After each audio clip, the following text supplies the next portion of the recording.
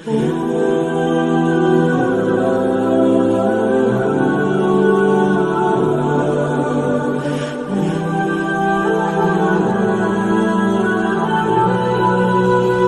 ulama, perbedaan ulama jadi rahmat lain jadi pacekcokan. Ku hari di urang mah perbedaan teh jadi pacekcokan. Kunaon eta? Lantaran ego. Asa aing bae ka bege ulah asa aing. Oh, hormatilah. Ikhtilaf cak Gus Dur teh mah perbedaan itu harus kita hormati sebab dia punya dasar. Berarti kita harus menghormati dasar dia sebagaimana dia menghormati dasar kita. Masalah. Pacekcok teh ngan di urang mah jadi masalah sebab naon aya ke Fir'aunan pan urang mah mana ke Fir'aunana kunaon sia teu nurut ka aing eta Fir'aunna ge urang mah ngaji teh lain kita nurut ka urang Allah geus sakitu ketika teu nurut ka urang mangga kadanan cara wali embung wauh jeung murid beusi naon beusi mere urang mah lain wauhan murid abeh mere pandlon eta sabalikna wali urang mah bantak jara rauh jasa urang mah jeung Allah nah wa antasumu khairul lakum puasa maraneh kabeh leuwih bagus ka maraneh kabeh in kuntum ta'lamun mun maneh nyaho berarti berbicara hikmah nyaho teu sih hikmahna puasa sehingga bagus jasa emang kumaha kitu hikmahna cek Kanjeng Nabi hikmahna laparan beuteung hauskeun hati leuleuskeun awak niscaya la nazara qalbuka ila Allah niscaya hate maneh bakal neuleuh ka Allah ambuh laparkeun beuteung urang hauskeun hati urang ka Gusti Allah kok bisa kos kitu sih sebab dina ngalaparkeun beuteung ngaleuleuskeun awak di dinya bakal aya katoharohan ruh bakal aya kasofaul qulub. Mantak Imam Syafi'i ngadu Allahumma mnun alaina bi safail qulub wa hab lana sahihal muamalah fi dunya. Nah eta teh safail qulub bening hati, bersih hati. Moal bisa bagi jelema nu deuk hayang nyaho jati diri tanpa puasa moal beunang. Puasa kelehkeun beuteung urang tina kadaharan ngajauhan watak hewan-hewan. Leleskeun awak urang ku sebab urang lapar awak jadi leles seakan-akan urang keur menyiksa awak urang siksa awak urang ku urang beuteung laparan ku urang kemudian hate horenganan jadi bersih teu karasa ku urang teh hate teh jadi bersih aneh ruh jadi suci taharatir ruh wasafail qulub nazara qalbuk ilallah ya Allah hate bakal neuleuh ka Allah wa antasumu khairul lakum puasa leuwih bagus ka aranjeun kabeh in kuntum ta'lamun mun maneh nyaho sebab naon dina ayat nu itu nage la'allakum tattaqun menawa anjeun takwa artina kunaon puasa eta supaya jadi takwa teh naon nganyahokeun diri urang bahwa diri urang hamba sieun ka Allah maka urang nuturkeun aturan Allah bakal akur puasa manu sugih jeung nu susah nu sugih puasa mah teu dahar teu nginum teu jima nu susah ge teu dahar teu nginum teu jima sugan aya perbedaan jang nu susah mah ti isuk-isuk ti subuh datang ka magrib jang nu sugih mah salantaran loba duit datang ka lohor bae jang teu akur wa antasubu khairul lakum in kuntum ta'lamun akur bae nu sugih jeung nu susah nomor kahiji nomor kedua bakal nimbulkeun talattuf wa tarahum sebab naon hate geus bening ketika urang sapoe dua poe ngarasakeun lapar awak leuleus hate beuki caang roh beuki bersih neuleuh urang ka jelema nu susah bari mikir horenganan lapar teh kos kieu mana teuing batur anu terus-terusan lapar timbul talattuf tarahum hayang mere nu matak jelema nu boga di bulan puasa mah saplit-plit dan nu sugih tetep bae saplit-plit dan nu boga tetep bae aya merena aya bae merena di bulan puasa mah sebab naon hatena keur diurus ku Allah teh beteungna kurang di laparan awak leles mulai hate nyai-nyayan neuleuh ka Allah. Adapun neuleuhna ka Allah nisbi kumaha kekuatan diri urang. Urang lamun ditanya siapa puasa dahar atuh embung kurang sieun ka Allah besi disiksa ku Allah eta kan keur neuleuh ka Allah melalui syariat. Jelema ngalempre bae sia kus teu boga duit bae atuh dahar embung aing. Atuh dahar aja duit aya naon aya beulieun loba teu aya aing mah teu kajenkeun teu berarti duit di bulan Ramadan mah kunaon emang sieun ka Allah eta qalbuna beuntak teu nu sugih teu nu susah kumaha sia kunaon lapar naon kitu ngaranna nyang bae lapar emang kunaon puasa atuh meuli bae teu boga duit pantes atuh sia mah teu boga duit ieu nu teu boga duit tetep berarti di dieu aya naon ieu aya nimbulkeun kaistimewaan jiwa urang sehingga urang tertata rapi. Jam ku urang dideuleukeun we deuleu uluh kakarak jam 4 2 jam deui geus dihitungan we neuleuh deui jam 5 sajam deui neuleuh waduh setengah jam di gelas geus dikirkeun we gelas. Sia naon setengah jam deui diambean. Aing ngambean mah geus seger sagena. Suara jasa. Eta teh lain lalagata. Jadi urang teh dididik, disiplin, nu sugih nu susah tersiplin ku ayana bulan puasa. Wa antasumu khairul lakum. In kuntum ta'lamun mun maneh nyaho sehingga orang terdidik tersiplin nu sugih nu susah tetep bae bareng bae bukaan. Masyaallah karim nu paling istimewa la'allakum takun ieu teh nimbulkeun pengabdian nu sejati ka Gusti Allah. Mentet didinya terbagi engke bakalna puasa hiji aya puasa awam.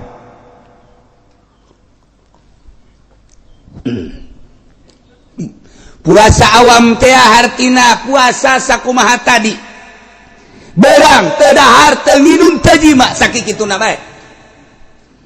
Adapun nu lain mah teu milu puasa mata teu milu puasa ceuli teu milu puasa malah mah makin bulan puasa makin dicocokan nu make ka dieu teh tah naon ngaranna tuh ban sia mah nyaho je boga pan jeung osok mata dideleukeun bae ka televisi ceuli di pinuhan jadi nu puasa teh ngan sakadar beuteung teu dahar teu nginum zakar parji teu diima ngan sakitu doang puasa awam. Ieu mah nu kos kieu mah disangsikeun asup ka surgana sebab ieu mah puasa teh pupuasaan can ka asup puasa nu kos kieu masyaallah. Okos nu munggah haji lolobana macan jara di haji sebab urang munggah haji teh ngan sakadar deuk neuleuh Baitullah doang muteran Baitullah henteu nyahoeun makna daripada Baitullah teh di dinya teh bait Allah rumah Allah urang teh keur jadi tamu Allah. Lamun urang sakadar neuleuh Baitullah doang berarti ieu haji zahir. Ketika urang boga rasa ieu teh ima Allah batin urang kapanggih jeung Allah maka sikap urang bakal pinuh ku adab. Ditatalah urang di hareupeun Baitullah kira kudu kumaha sebab keur di hareupeun Allah lain aja sosotingan. Beuh toap di soting kotrek datang ka imah tuh bapak lagi soting. Tuh apa tuh lihat tuh, bohara, ngarendeng juga orang Pakistan, ada kan? Mending lalaki awewe deh, tinggal anak lah be, bapak pembina amat bapak ini, masa top sama awal orang lain? Iya bapak hebat ini jangan mah kur top kekikian, wah kayaknya bapak mah gila kali di sono. Maknana Baitullah berarti didinya aya Allah. Batin urang teh kapanggih lajeng Allah lamun urang kapanggih jeung Allah penuh ku tadarru urang adab dipetakeun ketika urang berangkat ke Arafah di Arafah teh urang teh keur ditonton ku malaikat Allah ngerahkan seluruh malaikat nonton ke jelema nuker wukuf di padang Arafah. Deukeun coba hamba-hamba aing cak Allah aing nu sangat geulekeun urang keur ditonton ku Allah, ditonton ku malaikat. Kumaha perasaan urang ketika urang di hadapan ku Allah. Lain zahir, batin urang teh keur jeung Allah. Kitu keneh ketika urang di Muzdalifah. Di Muzdalifah teh mulung batu. Urang teh seakan-akan dek ngalempar setan secara zahir nurutan Kangjeng Nabi Ibrahim alaihissalam. Padahal keur miceunnan zahir, keur miceunnan nafsu-nafsu urang, miceunnan dosa-dosa urang. Satu batu piceun ku urang, nafsu urang. Laum piceun bismillah Allahu akbar. Tek. Hawa piceun bismillah Allahu akbar. Tek. Terapkeun zahir kana batin. Urang wudu ge lamun wudu zahir bae mah kieu-kieu bae. Tapi lamun dibarengan ku batin, zahir urang wudu, batin urang wudu. Zahir urang kekemu, batin urang kekemu. Zahir urang teh kairung, batin urang kairung. Zahir urang kabeungeut, batin urang kabeungeut. Zahir urang kaleungeut. Jadi ketika urang beres wudu, zahiron wa batinan, engkena bakal sieup kadeleuna. Itu kene salat, salat zahir kos urang, salat batin nu mantak tanha anil fahsya'i wal munkar. Salat eta nyegah tina fahsya jeung munkar. Tapi kuari mah kan salat mah salat fahsya jeung munkarna henteu kacegah, berarti can salat. Encan salat lamun ki haji salat tapi ngridit keneh encan salat hakikatna mah. Sebab teu tanha anil fahsya'i wal munkar. Namun ki haji salat tapi masih kene ngagulingkeun ngagunakeun duit bank, encan salat kajen kumaha ge. Sebab bunnyana bener-bener salat tanha anil fahsya'i wal munkar. Dan selanjutnya iyalah urang kakarak datang ka zahir sehingga dibuktieunan kuari boro-boro pamarentah urang ge kos kieu keneh. Deuk iraha urang datang ka paeh teu ngurusan batin. Terus-terusan urang mah ngurusan nini bengking bae teh tadi ge. Silaturahmi ngudag nini dagang ngudag nini ngameteran sawah ngameteran nini ngaji urang mah hayang kapanggih jeung nini atuh sasarian nini nya gincuna gede jasa ngacai deui ta nini-ninina. Ya Allah ya Rabbi, horenganan urang lamun dibuktikeun geus komo Kangjeng Nabi mah lewat lulu bangke embe. Cek Kangjeng Nabi naon eta? Bangke embe. Nu bogana resepen teu kabage. Iya tuh teu. Urang mun dibere daek teu hayang. Dunia eta kos bangke embe. Nu bogana ge mbueun teh ka bangke. Urang kuari lamun mudag-mudag dunia berarti urang mudag-mudag bangke. Urang lamun teu dikitu-kitu moal jadi noreko. Urang mau noreko teh boh justru hayang dunia. Kabeja ku batur torikot boh murid dikumpulkeun sia nu sugihnya ye. Ayo sumbang atuh mama ieu. Insyaallah. Yang tarekat teh paruguh kuari mah. Tarekat teh teh miceunnan dunia nafsu jeung setan, endahan ngagugulung nafsu jeung setan. Nah iyalah nu mantak urang batin wa antasumu khairul lakum in kuntum ta lamun mun manehnya bahwa puasa eta leuwih bagus lantaran naon? Lantaran puasa teh ndek nempokeun batin urang ka Gusti Allah. Nu mantak Syekh Junaidil Baghdadi neangan guru datang ka ieu lain, datang ka ieu lain, datang ka ieu lain, datang ka ieu lain. Plek aya kapanggih guruna. Wah ieu barang kunyana ditaliti teu buka-buka puasana terus bae geus 20 tahun teu buka-buka puasa. Buka dengan sakadar lebaran tasrek lebaran tasrek lebaran tasrek. Cek Imam Junaidil Baghdadi ieu nu kaing kudu diguruan mah. Nyana asup ka dinya ngaguru. Terima biasa norekat. Beres tamat tidinya hayang puas boga guru. Neangan deui guru torekat teu kapanggih aya jelema masyhur jasa saat eta. Pohara jasa muridna ge ribuan, kamasuranana pohara jeung kacaritakeun ku batur teh jana teh ahli Allah, diintip kunyana teu pernah puasa dahar bae. Bingung cek Syekh Junaid teh berarti can usul ilallah nyana.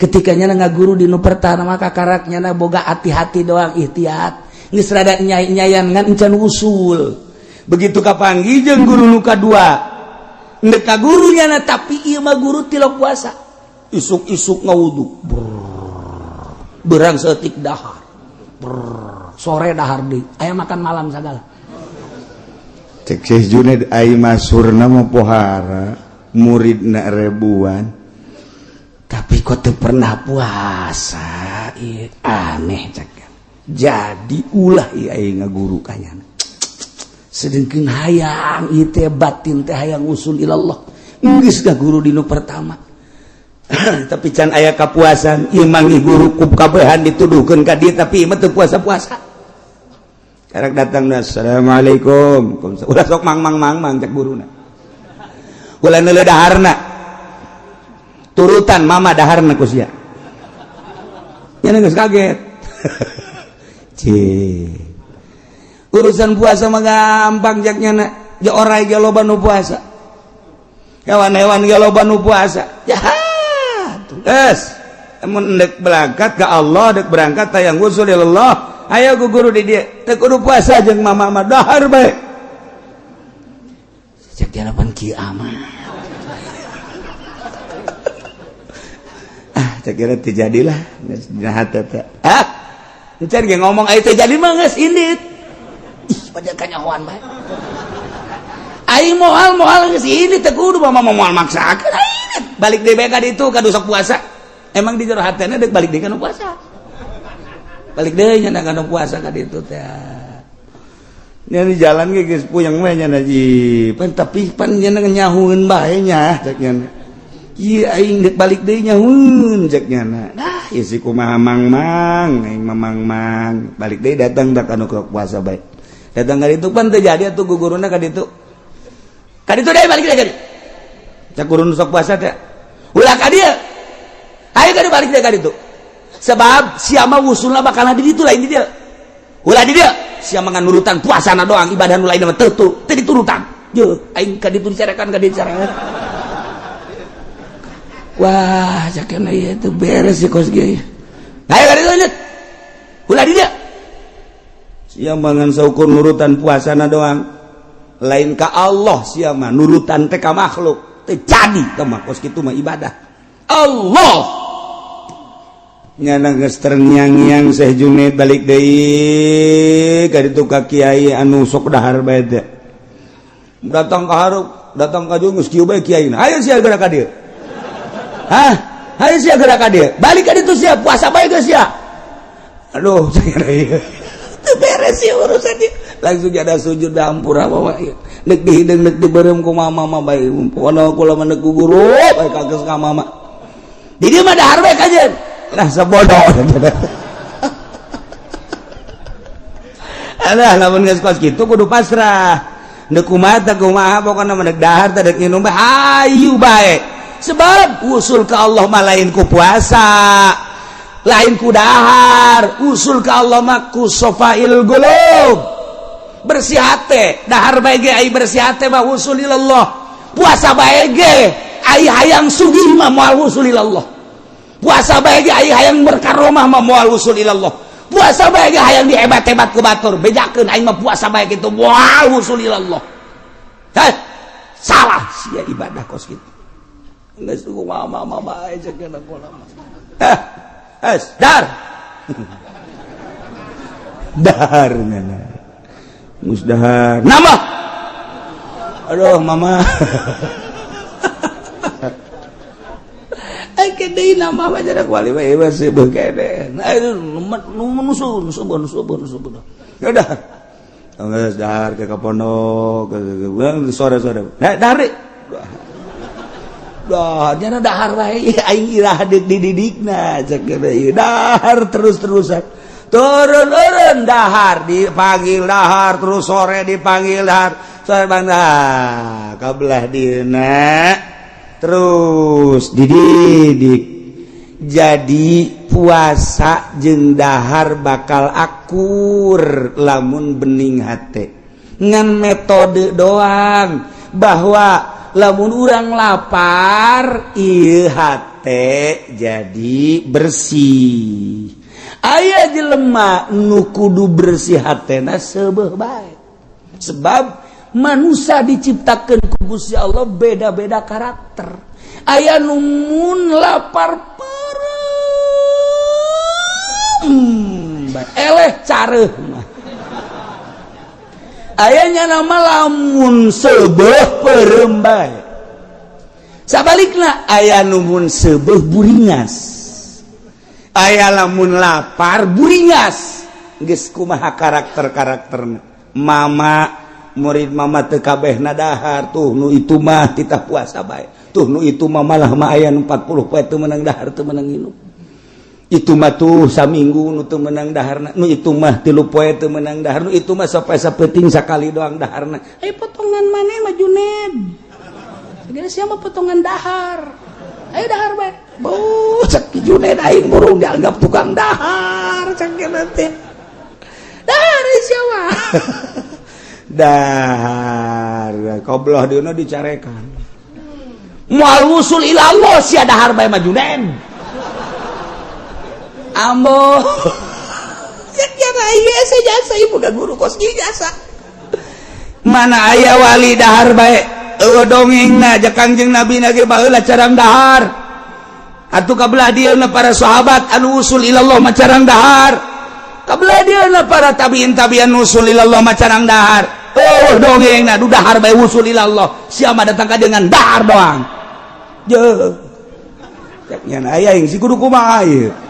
Teu dahar salah. Korenganan kos kitulah guru mursyid mah. Maksudna dahar jeung teu dahar teh ka Allah bae. Puasa ulah hayang naon imam mun ditanya sia naon puasa naon hizib eta salah moal wusul ilallah.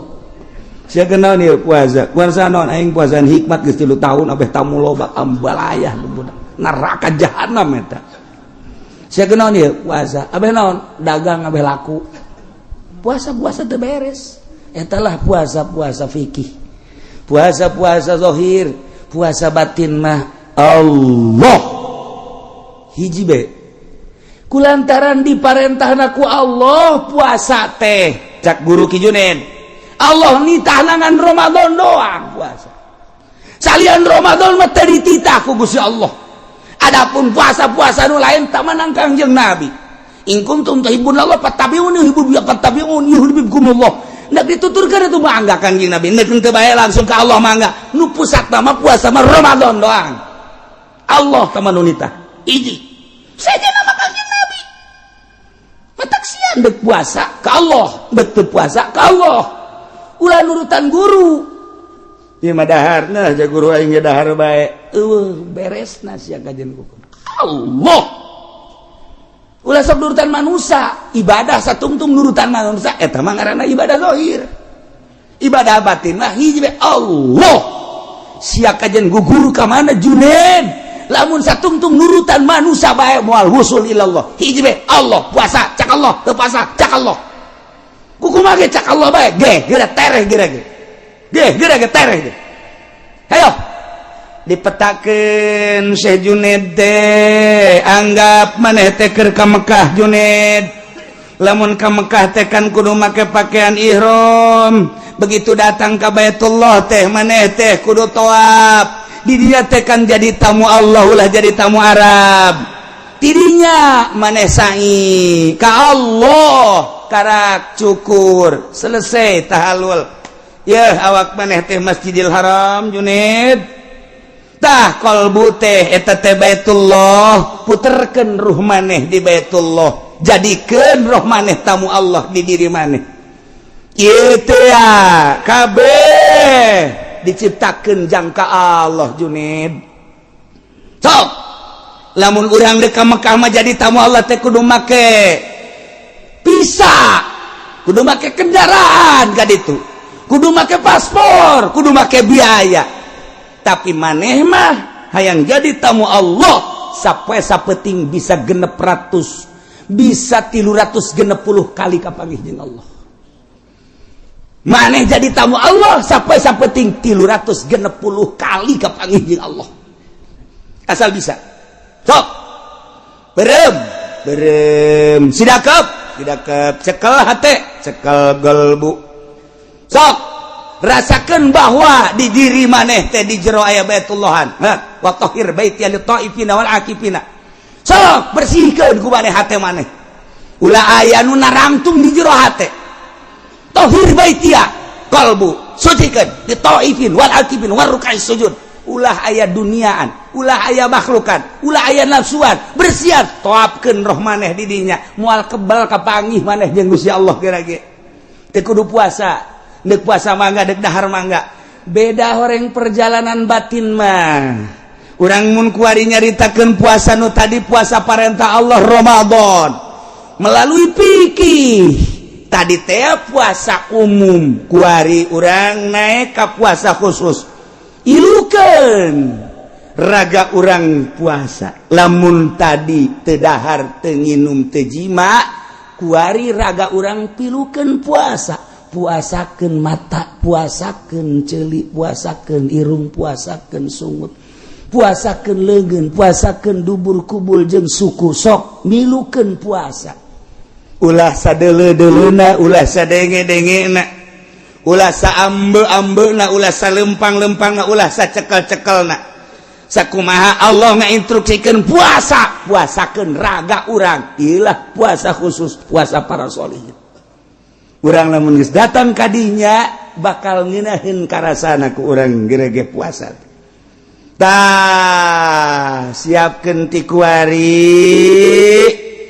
jang dapur abeh ulah kaganggu urang mana kade panggil orang pemajikan lamun orang mama sini sini duduk sini lamun orang lembur mah nyai kade nyai diuk di naon aki nyai jeung aki ieu bulan puasa kakak yang tentrem ibadah tah ieu mah urusan dapur pakaian budak dirinya kabeh tah geus disadiakeun 50 jutanya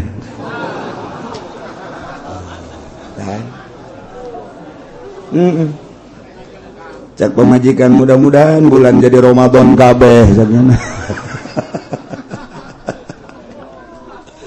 kada ada 50 juta waktu tah 20 juta geus ulah ngagagu-ngagu besi kakak mah itikaf teh besi kakak mah maca Quran teh besi kakak mah kumaha kakak bae tah geus disadiakeun ulah aya naon-naon heuh Kak kan ngeunaheun tah atawa 10 juta tah kayak gampang kurang mah aya kongkorong kana jual lobok tah eta kan ngeunaheun kitulah para sholihin baheula abeh tentrem tenang di jero bulan puasa teh kumaha dirina ka Allah ulah aya kegiatan naon di jero bulan puasa teh hiji bae ka Allah mentak Syekh Junaid di pagahan ulah kanyahoan puasa sanajan maneh puasa ulah kanyahoan puasa ka Allah bae anu nitah puasa Allah anu neuk ngaganjar Allah nu rek narima Allah ngaganjar ka Allah maneh puasa ulah kena kanyahoan bahwa maneh puasa sok hayo laksanakeun nyana puasa di luar bulan Ramadan sanggeus puasa terus kadatangan tamu lamun nyana teu nginum bakal kanyahoan puasa supaya ulah kanyawan puasa nginumnya puasa wali bakos gitu kalamun eueuh tamu poe eta atawa aya tamu ge lah nu kira-kira ngan sakudak sakedeng sautak saeutik nu nyana moal nyangkeun bahwa nyana puasa atuh teu buka kira-kira bakal kebel nyana diuk di dinya mun teu milu dahar bakal kanyawan puasa dahar teu kanyahoan sababaraha taun ge tak Junaidil Baghdadi teh puasa atawa henteu na ku jelema-jelema teu kanyahoan urang mah pan lain urang mah datang tamu dar ayo mah aja teh lagi puasa saya aduh sedikit lagi ini aduh namatin dah bangsa 20 hari lagi bom habak di kos kitu ye tawa lain urang gajaran kos kitu teh ieu keur carita ka jero ieu mah urang mah hese kos kitu teh hayang kanyahoan bae ku batur mantak aing sih didengekeun besok mah encan aya nu ngalem-ngalemnya aing ieu geus puasa bae encan aya nu kadenge bu haji anu mah puasa bae sia namu kadinya mah hararese sebab puasa tah hayang kadenge kos kitu tah ngeunaheun asal kana jantung tarariis iman henteu bae tah eta urang kos kitu sum'ah hese batinna hiji bae ibadahna ka Allah nu bakal narimana Allah nu bakal ngaganjarna Allah ulah ditolelir manusia mah sabodokeun manusia mun urang bisa bari muasyarah hege ulah kanyahoan ku jelema mun teu bisa muasyarah urang nyepi sorangan bae lamun nyepi sorangan bae masih kena diudag-udag keneh bae bari urang can bisa hate urang teh urang indit ka mana ka leuweung urang indit ka gunung nyalametkeun ibadah ka Allah doang padahal Allah nama eta keneh di gunung eta di leuweung eta di kota eta cuman ieu hayang embung kanyahoan ibadah urang cukup ka Allah doang eta lah nu hese mulai Ki Junaidil Baghdadi nelusuri ternyata horenganan ulah keluar ti parentah Allah disimpulkeunlah dina kitab Ki Junaid kula boga guru dua nu hiji puasa bae nu hiji mah dahar bae ketika diteliti nu puasa bae hayang usul ilallah ngabersihkeun diri melalui puasa lantaran Kangjeng nyarita laparkeun beuteung hauskeun hate leuleuskeun awak niscaya maneh bakal leuleuh ka zat Allah hate maneh puasa guru kula nu hiji dahar bae caknyana ulah sok yeun-yeun ibadah dahar diparentah asalkeun ka Gusti Allah keun daripada urang puasa kemudian jijeunan ibadah tanpa diparentah ku Allah engke urang boga rasa aing mah hebat jasa padahal lain diparentah ku Allah asa diparentah ku Allah cilaka sia moal usul ilallah nya nama dahar bae ka dituna artina dahar ge ilaha dibutuhkeunna dahar iraha dibutuhkeunna nginum eta lah nu diparentah ku Allah ketika orang lapar dahar cak Allah kulu wala tusrifu ketika orang haus israbu wala tusrifu ketika orang tuduh sare etalah sesuai jeung perintah Allah asal urangna asa diparentah ku Allah usul duanana ilallah tujal urang bae milih nu mana neuk puasa bae mangga neuk dahar bae mangga asana urang memilih nu dahar bae tungtungna mah atuh beuteung jebag usul mah henteu. Nah puasa awam sakadar teu dahar teu nginum teu jima raga mah teu milu puasa puasa khusus teu dahar teu nginum teu jima raga milu puasa puasa sholihin puasa khususul khusus golbu teu sadetik-detik acan poho ka Allah ieu mah puasa para anbiya di samping teu dahar teu nginum teu jima raga milu puasa cili mata cili irung kabeh milu puasa golbu teu dipohokeun ka Allah barang sadetik ge pohona ka Allah lamun poho ka Allah cerik nya nama jeung cerikeun poho ka Allah yang cerikan poho ka Allah masyaallah kan kitulah tahapan-tahapan jelema berpuasa ka Allah tinggal urang di jero bulan Ramadan wayahna di samping teu dahar teu nginum teu jima raga urang pilukeun puasa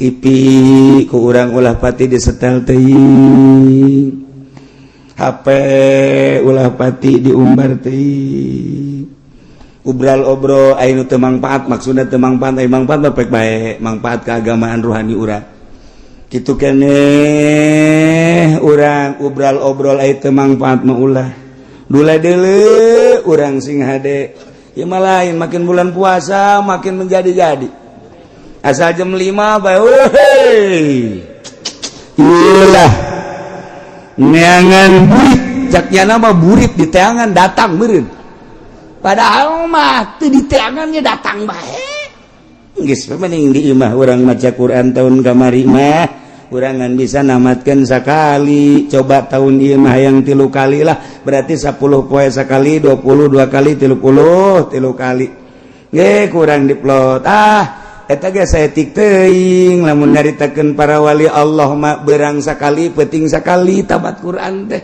berarti lamun 30 poe teh 60 kali tamat mantep jasa urang bisa dongengna doang kuari ge Qur'anna di mana karanya jangan kanyawan ya Quran ya Quran masyaallah karim itulah para jamaah kaum muslimin wal muslimat rahimakumullah jadi aya kitu puasa instruksi tadi ya ayyuhalladzina amanu kutiba alaikumusiyam etalah bag-baganana fikih aya urusanana hikmah wa antasumu khairul lakum in kuntum ta'lamun ilah dipakai ku ahli-ahli thariqah ahli-ahli tasawuf di luar bulan Ramadan ge mun maneh nyaho horeng puasa teh istimewa sebab naon ngabersihan galbu nyucikeun rohani sehingga urang bisa neuleuh ka Gusti Allah hikmahna nu paling istimewa la'allakum tattaqun berarti urang kapanggih jeung jati diri urang yakni urang bisa mengabdikan diri sebagai hamba anu sejati ku ayana puasa Allah nurunkeun wahyu ka Kangjeng Nabi dina pelebah masalah ngaharamkeun minuman nungtut mimiti ayat anu nyederhanakeun kadua rada keras katilu keras kaopat patok geus teu meunang diganggu gugat ayat anu terakhir ieu ayat anu geus teu bisa diganggu gugat kana haramna arak haramna judi haramna kitu turah taroh azlab termasuk anu sob patung-patung arca-arca geus teu bisa diganggu gurat-gurat diganggu teu bisa diganggu deui patok gurat batu haram mutlak nu mantak Gusti Allah ngejelaskeun make bahasa anu indah cek ahli bilagah geus kateropong ku gaya bahasa-bahasana ge artina make kalimat-kalimat anu sangat mengarah kana haram secara mutlak tentang minuman jeung judi hiji Gusti Allah teh make ayat innama mimitina teh ya Allah eta teh maedahkeun kana hasr ya ayyuhalladzina amanu innamal khamru wal maisir tamaka innama wa adawatul qasri illa innama atfun wa taqdimun kama taqaddama ulah sambarangan mun make innama berarti ieu luar biasa make innama mas sarua jeung kieu lantaran di dia hukumna tarijusum min amali syaitan kulantaran aya innamal khamru wal maisiru wal ansabu wal azlamu rijsum min amali syaitan rawong ku ari ku ilmu ma'ani cek ilmu ma'ani malantaran aya adat koser bentukna inama lamun ku urang dilempengkeun masar wajeng la rijsa wala syai'a min amali syaitan ila hadhil arba'ah eueuh anu ijib eueuh anu najis eueuh anu panggoreng-gorengna eueuh hiji perkara anu jahat tina pagawean setan kecuali nu opat ieu patok geus tama bahasa teh eueuh nu pang najis-najisna pang ijid-ijidna pang goreng-gorengna pang jahat-jahatna pang bolon-bolonna pang goblok-goblokna pang naon deui kecuali nu opat ieu eta bahasa indah mah teh kos kitu dilempengkeun make fan ma'ani la rijsa wala syai'a min amali syaitan ila hadhil arba'ah entak mun teu ngaji ma'ani mal beres ieu nu opat hiji khamr dua judi maisir tilu ansab opat azlam sedangkeun nu opat-opatanana eta di cadasna aya di sepatan aya di Cikupa loba pasar Kemis menteu komo Cilongok mah waduh eueuh bae ngan di mana-mana orang Cilongok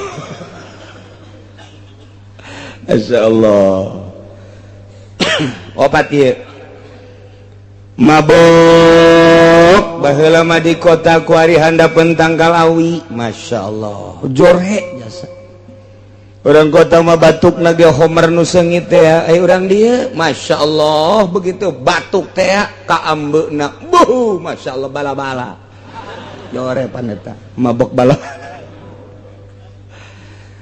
tuh kitunya judi baheula mah hanya jelema-jelema barariasa bae nu baraga duit Cina encek kuari mah kuari di lembur judi naon bae pake judi batung arca jeung sajabana kitu keneh azlam wah Masya Allah mantap kurang minta ka Gusti Allah mudah-mudahan urang kabehan dibere bersih tina panyakit nu opat ieu dibere embung ngalakonan nu opat ieu samping urang oge anak urang mudah-mudahan dibere salamet tina panyakit nu opat ieu incu urang turunan urang mudah-mudahan muntayang ka Gusti bere salamet ku Gusti Allah tina panyakit nu opat ieu tatangga-tatangga urang nu geus makeun bae mudah-mudahan kuari mah dibere salamet dibere cager tina panyakit nu opat ieu lantaran ieu mah mengarah kana neraka naudzubillah min hiji nomor kedua arak ieu ku Gusti Allah bisa kompet daunkeun jeung ansop arak eta disangkopet daunkeun dihijikeun ayatna jeung nyembah ka patung jeung nyembah ka berhala sedengkeun kapan eta mah musrik ka manu kos kitu mah ieu nginum arak disayatkeun jeung eta berarti ku benci-bencina jeung ku jahat-jahatna ku goreng-gorengna dihijikeun jeung perkara nu goreng jasa sekaligus Gusti Allah innamal khamru wal maisiru wal ansabu wal azlamu rijsum min amali syaitan coba nginum arak jeung judi dihijikeun jeung naon dihijikeun jeung nyembah ka patung jeung nyembah ka berhala Masya Allah cek Kangjeng Nabi nu mantap cek Kangjeng Nabi syaribul khamri ka'abidil wasan jelema nu nginum arak sarua jeung jelema nu nyembah ka patung Masya Allah eta teh kunaon eta ku gede-gedena dosa nginum arak dihijikeun beda ayatna ge disakompet daunkeun ku Gusti Allah innamal khamru wal maisir wal ansab wal azam raisun mantap cek Kangjeng Nabi syaribul khamri ka'abidil wasan jelema nu nginum arak sarua jeung nyembah ka patung di lembur urang nu nginum bir loba jasa nginum benzen loba jasa vodka macem-macem ya Allah ya Rabbi na'udzubillah min nomor katiluna Gusti Allah teh atuh ngitah ngajauhan ku bahasa fajtanibu innamal khamru wal maisir wal ansab wal azlam rijsum min amali syaitani fajtanibu eta bahasa pajtanibuh teh lamun urang ngaji usul fikih mah eta teh nu kos kitu ngaranna amr sedengkeun al amru ma idza utliqa in sarafatan sariful lil wujub berarti di dieu teh aya amr nu maedakeun kana wujub amrun bil ijtinab berarti di dieu teh zahirna amr teh kapan lilut atuh syahai dengekeun ku sia urang Cikupa urang Pasar Kemis urang Bojong urang Belaraja urang Tangerang sakumna bae Allah teh geus ngahukuman kana khamar jeung judi jeung ansab jeung azlam eta teh termasuk raisun min amali syaitan atuh pantadibu atuh Gusti jauhan atuh goblok sarua jeung kitu awas ya mun teu make goblok eta eta pajtanibu amr wajib sia ngajauhan namun dibongkar satu kalimat encan ieu teh cara Imam Syafi'i dek ngabongkar hukum teh kitu heula preteli disebutna mufradat geus puguh make ilmu sorof geus puguh make ilmu nahwu kuari ku urang di mufradat make ilmu maani ilmu bayan mufradat teh pretel ke mantekan ke timbul be hukum haram padahal di dina Al-Qur'an mah wa yahrumul khamru jawab wa yahrumul maisir ima bahasana innamal khamru wal maisiru wal ansabu wal azlamu rijsum min amalis syaitan. Bahasana indah luar biasa. Pajtanibu jauhan atuh kumaneh kadina ditambahan la'allakum tuflihun. Manawa anjeun ai hayang ma anjeun teangan ku anjeun kebahagiaan berarti ngajauhan tina arak jeung judi bakal nimbulkeun falah. Lamun maneh ngajauhan mabok, maneh ngajauhan judi, maka bakal didinya aya kebahagiaan. Dibalikeun ku urang, lamun ja'lul ijtinab minal falah atu wa idza kanal itimad falah wa idza kanal itinabu falahan atu kanal irtikabu khaibatan. Di mana ngajauhan minuman, ngajauhan judi bakal ngajadikeun kebahagiaan dunia jeung akhirat. Atuh berarti mun ngalakonan bakal jadi kabahayaan di dunia wal akhirah. Gara-gara mabok pisah jeung indungna, gara-gara mabok pisah jeung bapana jadi carekan bae, ditundung ku bapana si anak mabok bae mabur lain anak aing sia mah anak jurig meureun. Mun si anak jurig atuh aing ge jurig meureun.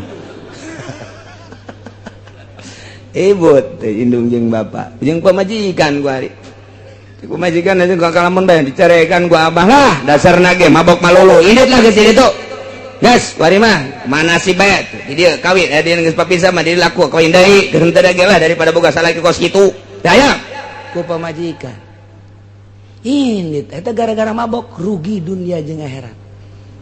Mun gugura kuari diomongkeun ti jati ka dieu nu sok mabok bae nu geus teu bogana naon ieu di duniana bae kuari dina bogana ge puyeng bae ulah nyaho jasa ti jati ka dieu bae ulah wakasa Tangerang heureunan nya nyaho jasa jati koroncong kagambar jasa ku mata hate doyong gelam gembor atuh kabayang jasa jelema-jelema na kos karari itu kabeh ge terus ka dieu ka Sukamantri komo Sukamantri mah jawarauh kabeh kagambar ku mata hate ke kebon kalapa kadinya nusok mabok teh nyaho jasa ulah sangka aing teh nyaho anak Ki Haji tinggal anak Ki Haji guys terus kabelah dia kapicung ke pasar Kemis emang aing teh nyararaho jangkung gede jelema nyaho jasa aing ge mararabok nu kunyin aya di dinya nyaho tah eta nu bebeakan bae nyaho nu marah bae nyaho nu ribut bae kuari nyaho nu walah wah weuleuh bae nyaho sekitar jati datang ka pendek ting pasar Kemis lah ka ditu tuh ka mana karena ka naon karena kaputatnya ho tetangga putatnya emang kiai nyahoan jasa emang kumaha kitu bebeja kai jelema-jelemana ulah pajar gaib siapa mah pajar gaib bae tuh dur ka kukun nyararaho tuh masyaallah nya sok di hadapan guru hehehe cenah aing teh nyaweun beureun sia teh tukang mabok nyaho aing kebel-kebel cabok sia ku aing. Emang wani ya letik mah wani kan gede henteu ngagantungkeun bahagia nyantelkeun bahagia Gusti Allah make bahasa la'allakum tuflihun bahagia maneh mun ngajauhan mabok jeung judi lamun ngajauhan mabok jeung judi bakal nimbulkeun kebahagiaan dunia jeung akhirat mun ngalakonan rugi dunia jeung akhirat eta kakarak dunyana rugi komo di akhirat nama dibeulem dikerebakeun dikulub ke di neraka jahanam alhamdulillahirabbil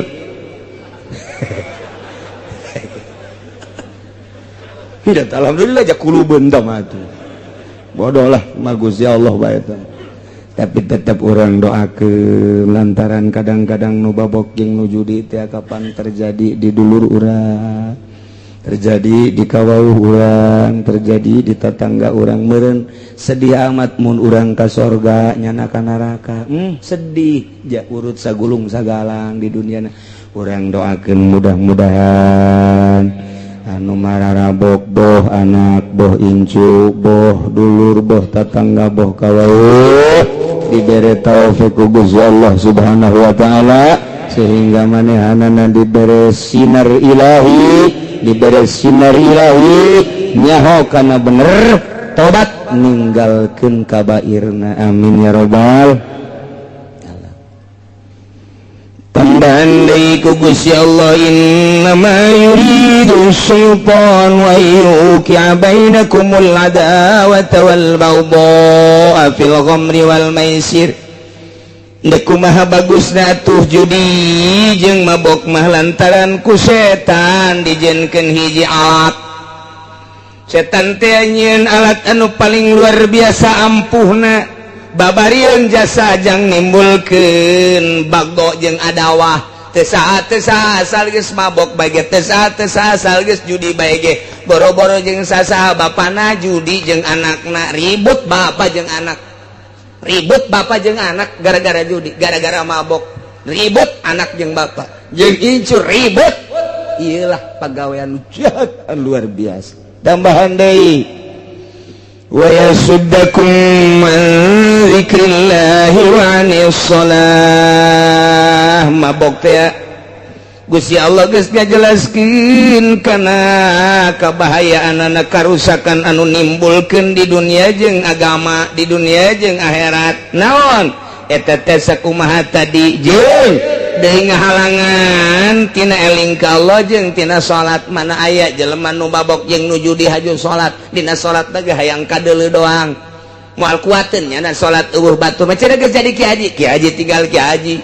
Tetep bae asal mabok jeung judi moal daekeun zikir ka Gusti Allah, moal daekeun salat ka jeung kukumaha ge. Sebab hijab antara dirina jeung Gusti Allah Subhanahu wa ta'ala. Nah, terakhir wa atii'ullah wa atii'ur rasul.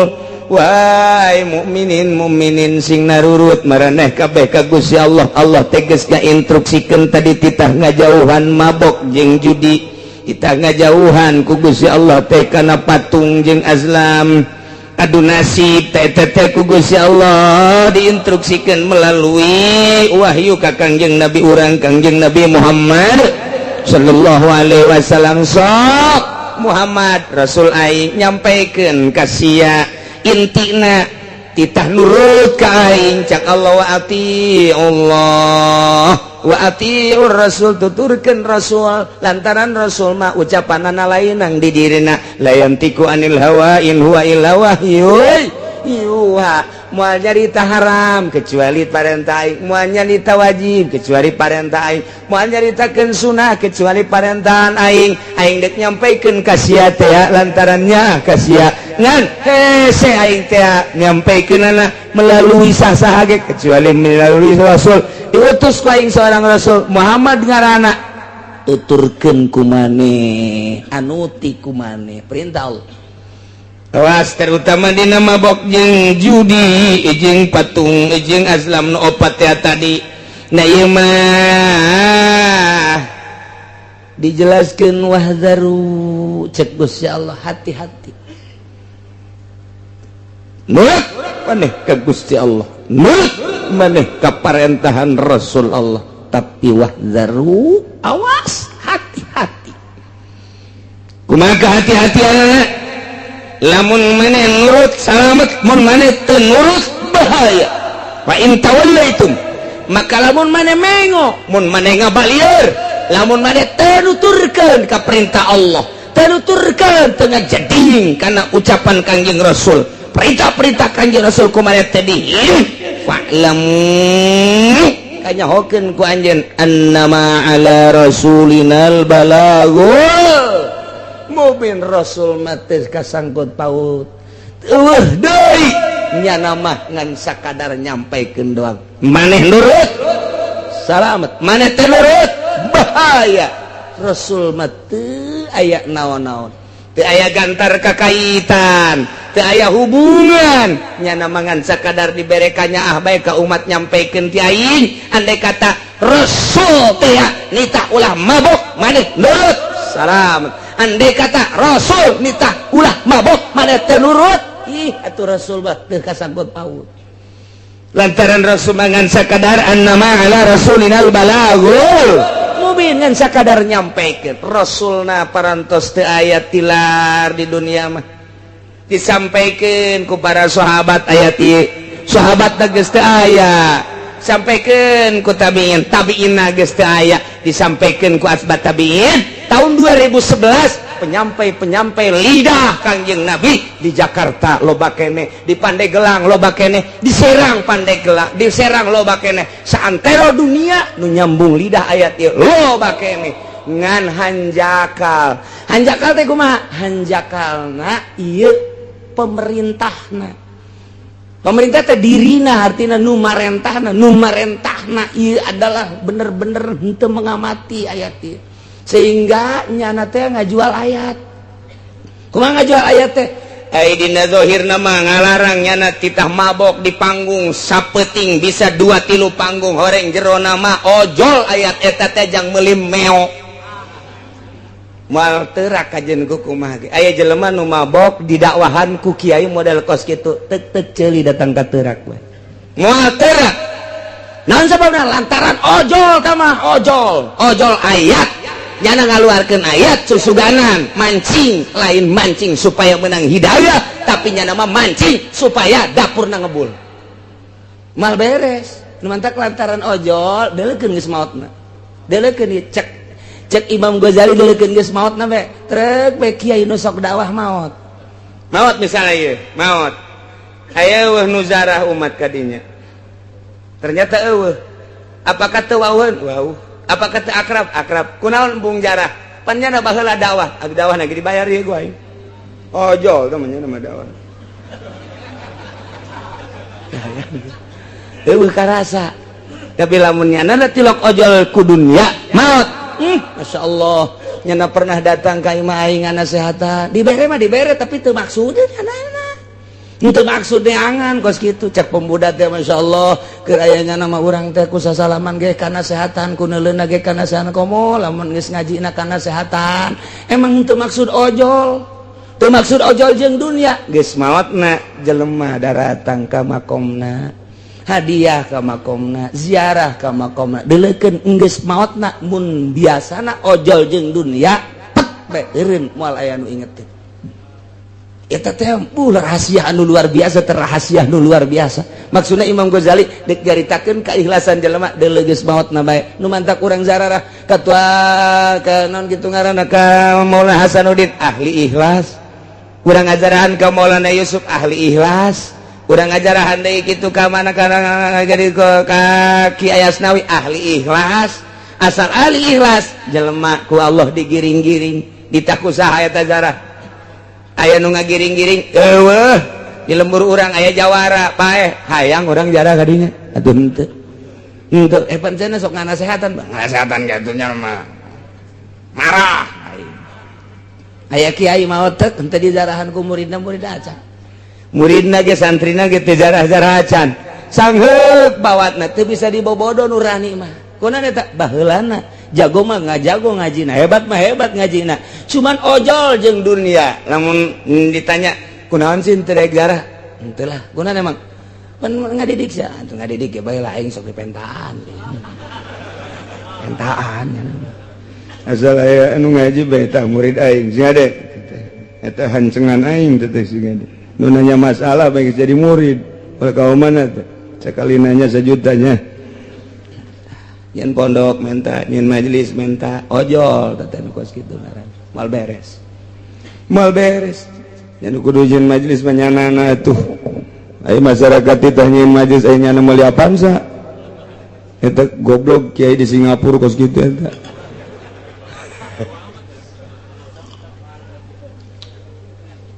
ieu mah keur carita masalah ikhlas cek Imam Ghazali sampaikeun geura ayat bakal ngerenyet geura jelema mun nu nyampaikeunna nu marentahna ieu adalah teu ojol jeung dunia sok wahai para pemuda nyaahan diri maneh jamual ngora bae jeung sing hade isuk pageto teh anjeun bakal maot sedengkeun maot teu ngolot teu kolot teu ngora eureunan geura ge mabok ku sakitu bae nyanana teu boga pikiran hayang dibayar dakwahna aya bae 2-3 man eureun sanajan nu maju aya 10 sanajan unggal penting dakwah menasional tapi dibernik benak nanya nanya lain eta nu dimaksudna maksud nama dek numpuk-numpuk harta ieu mah tinggal maksud lain dibere jeung teu dibere lain boga jeung teu boga tapi maksudna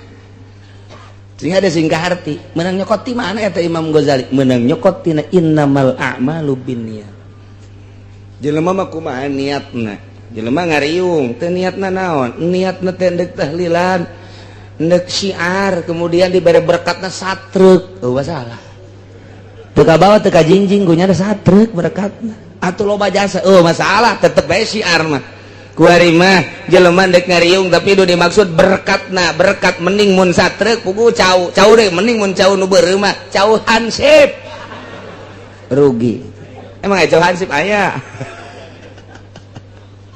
eta kos kitu tah beda niat sih gak ada niat mantek niat eta sok di naon garang-garana sok dibahas-bahas bae ku kiai balikan deui supaya jelas niat urang teh penting dek niat hudang lah aing dek tahajud kasubuhan eta urang geus boga nilai tahajud geus boga pan nilai tahajud masyaallah eta niat jadi kadang-kadang niat eta bakal ngabentuk di akhirat sanajan teu dipigawe niatul mukmin khairun min amali mantak ngaji niatna deleukeun ge kadangana beda ieu sorana beda sora lamun niatna ikhlas mah beda nyelecep ka jero hatena teh rindu ka jero hatena ngeunaheun ka jero hatena teh eta teh bakat tingku ikhlas di jerona ikhlas teh naon teh lain diomong ikhlas mah teu hayang urusan dunia hayang kalem teh hayang dimulai diagung-agung teh deuk nyampaikeun ayat ieu mah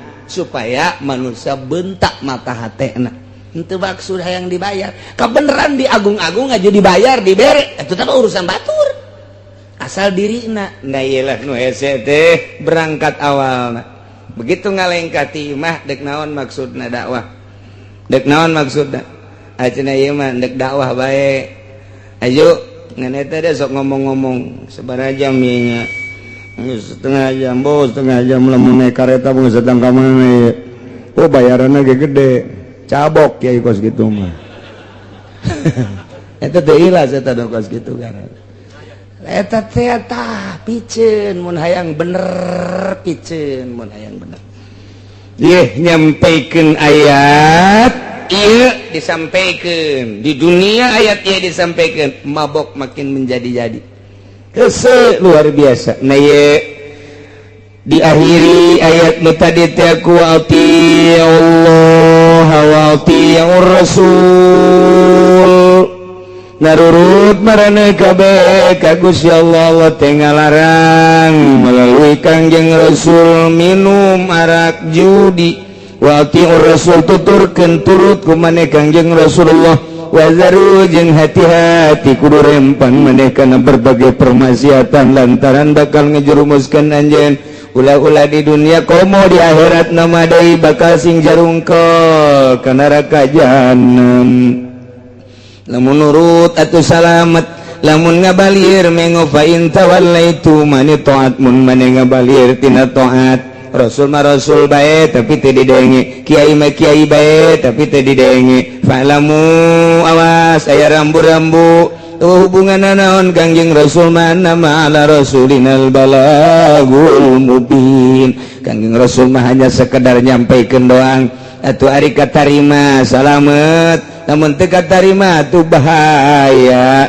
lantaran fajazaukum alaina cek Gusti Allah adapun babales aranjeun kabeh mah eta adalah tanggung jawab kula nurut maneh kukula bakal disalametkeun ka surga teu nurut maneh kukula dijangjian kukula teh bakal dikanarakakeun sakitu bae Rasul mah teu aya patula-patalina naon itu kene kiai ngalarang niat mah sakadar dakwah bener-bener lillahi taala aju jelemana teh daek darurut ka kiai atuh annama ala rasulinal balagul mubin kiai mangan sakadar nyampaikeun doa nurut jeung teu nurut lain urusan kiai mantap kiai ulah marah lamun dakwah teh aju teu narurut marah kiai goblok sia teu nurut ka aing deuk nurut ka aing deuk nurut ka saha sia tolol sia goblok sia eta kiai moal beres sama kos kitu mal beres atuh ieu keur menyampaikan bae haram riba haram ngredit haram berarti ya isuk-isuk datang Waalaikumsalam enon ya ampura kiai kunaon aduh doakeun kula bulan kemarin itu bisa bayar kreditan harap mudah-mudahan boga cek hate aing kamari aing nyampaikan haram ku ari minta doa ka aing aing teh nu kabalingar sebenarnya deres kene sama kos gitu deres